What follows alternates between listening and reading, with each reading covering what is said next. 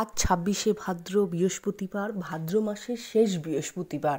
আজকের দিনে যারা ঘরে ঘরে এই মা লক্ষ্মীর পুজো করছেন বা ব্রত রাখছেন, তারা কিন্তু মা লক্ষ্মীর অশেষ কৃপা পাবেন এবং মা লক্ষ্মীর এর আশীর্বাদে গৃহে কখনো অভাব দেখা যাবে না। লক্ষ্মী সর্বদা অচলা হয়ে থাকবে আপনার গৃহে।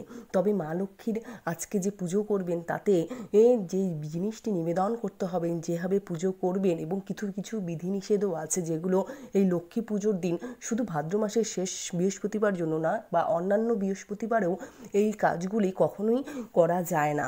তাই সেটা নিয়েই আজকের রূপা ক্রিয়েশনসের নতুন ভিডিও নিয়ে চলে এসেছি। অবশ্যই পুরো ভিডিওটি শোনার পর মা লক্ষ্মীর নামে কমেন্টস করবেন জয় মা লক্ষ্মী, অবশ্যই লাইক করে কাছের বন্ধুদের চ্যানেলটি শেয়ার করে দিবেন। ভাদ্র মাসের প্রত্যেক বৃহস্পতিবার মা লক্ষ্মীর পুজো করলে মা লক্ষ্মীর আশীর্বাদ কিন্তু আপনাদের ওপর সর্বদা বর্ষিত থাকবে। ভাদ্র মাসের বৃহস্পতিবার যদি মা লক্ষ্মীর পুজো করে থাকেন, তবে এই জিনিসটি কিন্তু নিবেদন করতে হবে আপনাদের।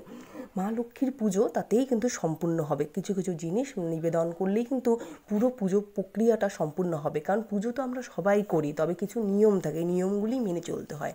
বন্ধুরা, ভাদ্র মাসকে শ্রীকৃষ্ণের মাস বলা হয়, সঙ্গে সঙ্গে মা লক্ষ্মীর মাসও বলে থাকেন সবাই। সে কারণে ভাদ্র মাসে প্রত্যেক বৃহস্পতিবার মা লক্ষ্মীর যে পুজো করার কথা বলা হয়, যারা ভাদ্র মাসে আজকে শেষ লক্ষ্মী, ভাদ্র মাসের শেষ তারিখ মা লক্ষ্মীর যদি পুজো করে থাকেন, তাদের বাড়িতে কিন্তু মা লক্ষ্মীর কৃপায় কখনো অর্থভাব দেখা যাবে না। বিশেষ করে ভাদ্র মাসের এই বৃহস্পতিবার মা লক্ষ্মী অচলা হয়ে থাকবেন গৃহে সর্বদা। তাই আপনারা গৃহস্থ বাড়িতে মা লক্ষ্মীর পট বা ছবি বা মূর্তিতেই তো পুজো করে থাকেন, কেউ কেউ আবার ঘট পেতেও পুজো করেন। তাই ভাদ্র মাসের শেষ বৃহস্পতিবার মা লক্ষ্মী যারা পুজো করবেন, তারা এই 4টি বস্তু পিতলের থালায় রাখবেন। যেই 4টি বস্তু মা লক্ষ্মীকে অবশ্যই নিবেদন করতে হবে আজকের বৃহস্পতিবারের দিন। এই কী কী বস্তু? এই 4টি বস্তুর মধ্যে প্রথম বস্তুটি হলো একটি শুকনো হলুদের গাঁঠ, একটি সাদা কড়ি, একটি 1 টাকার কয়েন, আর 1 বাটি আতপ চাল বা ধান, যে কোনো একটা রাখলেই হবে।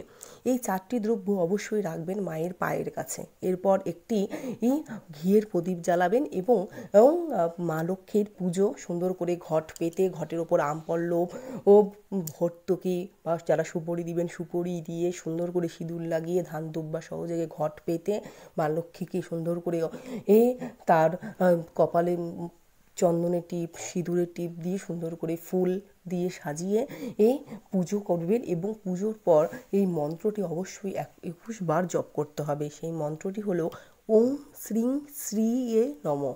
আরেকবার বলছি, ওং শ্রীং শ্রীয়ে নমঃ।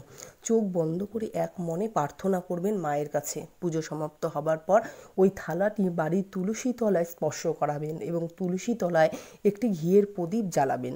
সর্বশেষে যেই থালাটি নিবেদন করেছিলেন মায়ের চরণে, সেই থালাটি তুলসী তলায় স্পর্শ করানোর পর বাড়ির কন্যা অথবা বৌমার হাতে তুলে দিবেন। এই কাজটি কিন্তু আজকের ভাদ্র মাসের শেষ বৃহস্পতিবার করতে পারলে মায়ের অশেষ কৃপা পাওয়া যাবে। এটাই কিন্তু আজকের টোটকা, তাই এই জিনিসটি করতেই হবে। এবং বৃহস্পতিবারে আজকের ভাদ্র মাসের শেষ বৃহস্পতিবার দিন কিছু কিছু বিষয় খেয়াল রাখতে হবে, যেগুলো মা লক্ষ্মীর একদম অপছন্দের এবং বিধিনিষেধ। সবার প্রথমে যে বিষয়টি বলবো সেটি হলো লক্ষ্মী দেবীকে লাল জবা ফুল দিবেন, এবং কখনোই সাদা ফুল কিন্তু মা লক্ষ্মীকে দেওয়া যায় না, কারণ লক্ষ্মী দেবী রজগুণের প্রতীক। তাই মা লক্ষ্মীকে সর্বদা লাল ফুলই দিতে হয়। এবং মা লক্ষ্মী যে আসনে মা লক্ষ্মীকে পাতবেন, সেই আসনের কাপড় কিন্তু সর্বদা লাল, গোলাপি, হলুদ হওয়া উচিত। সাদা কাপড় কিন্তু কখনোই পাতবেন না। এবং মা লক্ষ্মীকে যে ভোগ নিবেদন করবেন, সেই ভোগ কিন্তু কখনো লোহার থালায় বা লোহার বাসনে দিবেন না। সেই ভোগ দিবেন হচ্ছে এই তামা বা পিতলের বা কাঁসার বাসনে। এবং মা লক্ষ্মীকে কখনোই তুলসী পাতা কিন্তু দিবেন না ভোগে, কারণ তুলসী পাতা কিন্তু মা লক্ষ্মীকে দেওয়া যায় না। তবে মা লক্ষ্মীর পাশাপাশি তো আমরা ভগবান বিষ্ণুদেরকেও পুজো করি, তো ভগবান বিষ্ণুকে কিন্তু আবার তুলসী পাতা দিতে হবে, কারণ তুলসী গাছে কিন্তু ভগবান বিষ্ণুর বাস। তাই ভগবান বিষ্ণুকে তুলসী পাতা দিবেন। এবং ভাদ্র মাসে মা লক্ষ্মী পুজোয় ঘণ্টা কিন্তু বাজাবেন না, কারণ মা লক্ষ্মী বেশি আওয়াজ সহ্য করতে পারে না। মা কিন্তু শঙ্খধ্বনি, উলুধ্বনি এগুলো দেবেন, কিন্তু ঘণ্টা বাজাবেন না। এবং এই ভাদ্র মাসের শেষ বৃহস্পতিবারে মা লক্ষ্মীর পুজোর দিন, আজকের দিনে অন্য কাউকে কোনো যদি দুস্থ ব্যক্তি আসে তাকে কিন্তু চাল দেওয়া যাবে না। হ্যাঁ, চাল ভিন্ন অন্য জিনিস দান করুন, কিন্তু চাল ঘর থেকে দেওয়া যাবে না। এবং অবশ্যই মা লক্ষ্মী পুজোয় কলা পাতাও ব্যবহার করতে পারেন।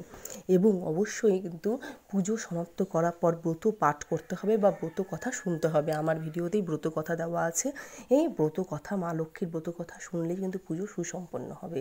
তো এইভাবেই আজকের ভাদ্র মাসের শেষ বৃহস্পতিবার মা লক্ষ্মীর পুজো করুন, এই বিধিনিষেধগুলো মেনে চলুন, তাহলে মা লক্ষ্মীর অশেষ কৃপায় আপনার সংসার আর ভরে উঠবে। তো আজকের ভিডিও এখানেই শেষ করছি। পুরো ভিডিওটি দেখার পর মা লক্ষ্মীর নাম নিয়ে জয় মা লক্ষ্মী কমেন্টস লিখুন, লাইক করে কৃপা ক্রিয়েশন চ্যানেলটি কাছের বন্ধুদের শেয়ার করে দিবেন। নমস্কার।